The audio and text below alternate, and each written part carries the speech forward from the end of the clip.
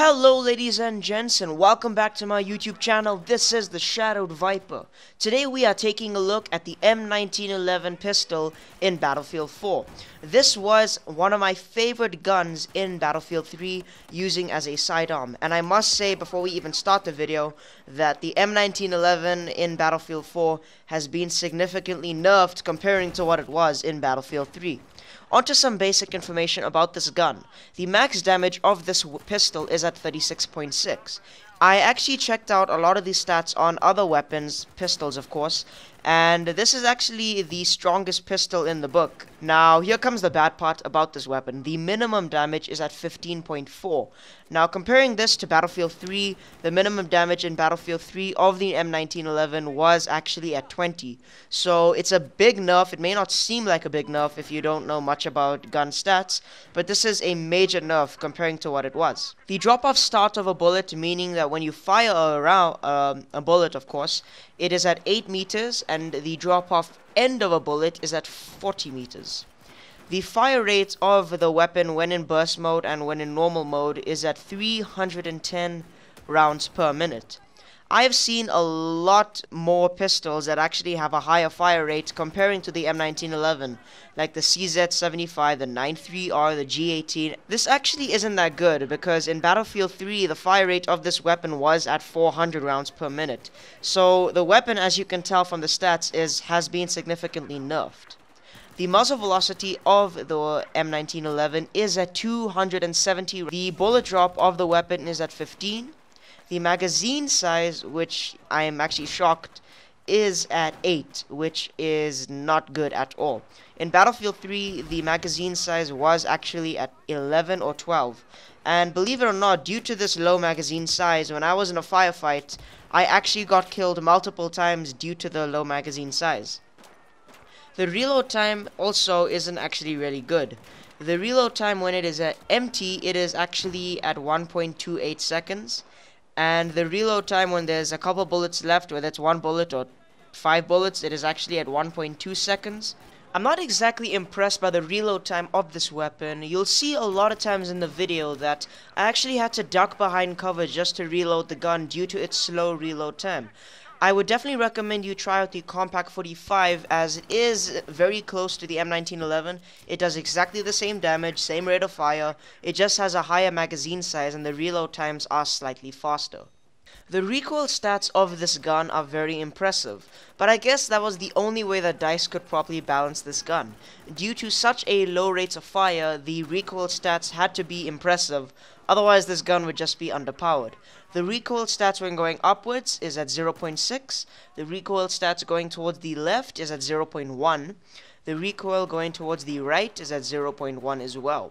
So I would not really recommend you attach, say, a compensator to this pistol because the recoil isn't actually that bad.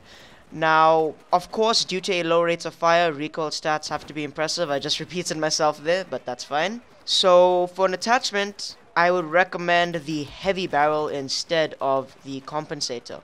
Now, the hipfire of the M1911 isn't actually that impressive.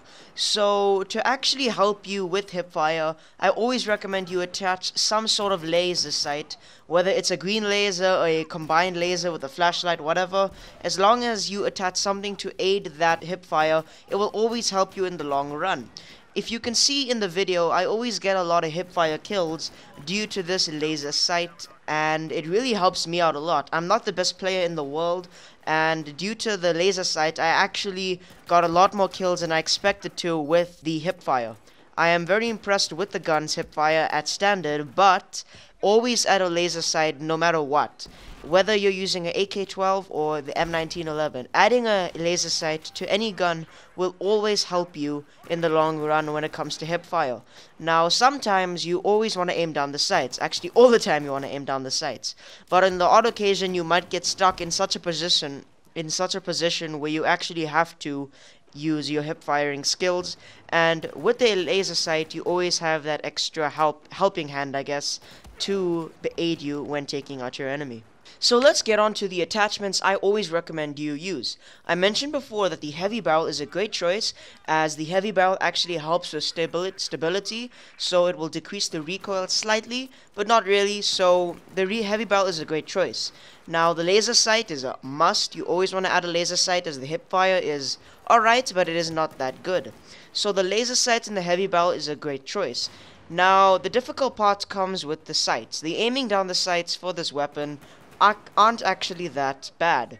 The iron sights, of course, they're actually really good. In the video, I believed I used only the heavy barrel and the laser sight. Now, a lot of people might not like the iron sight, so I always recommend maybe the ghost ring for a pistol, or maybe just the plain old iron sights. I personally like the iron sights, but if you do not, I recommend you either go with the ghost ring or the mini sights. But the mini sights might put you at a disadvantage because it takes you longer to actually aim down the sights. So I would say ghost ring for, faster aiming down the sights and a clear picture of your enemy, or the iron sights because I like the iron sights, the laser sight to help hip fire, and the heavy barrel. When it comes to rating the gun, it actually is not that bad. I would easily give this gun a 7 out of 10, which is 70%, which is actually a very impressive gun. If you want to find out why it lost 3 points, I'm going to tell you now.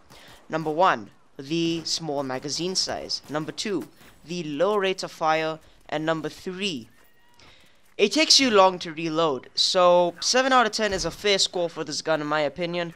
So thank you for watching, guys. If this video did tell you more about the M1911, please leave a like and please leave a comment down below. Sharing the video is much appreciated as it helps me grow a lot. And if you did enjoy the video so much, hit that subscriber button because I'm a big subscriber whore and I basically love new subscribers. So thanks for watching, guys, and I will see you in the next one.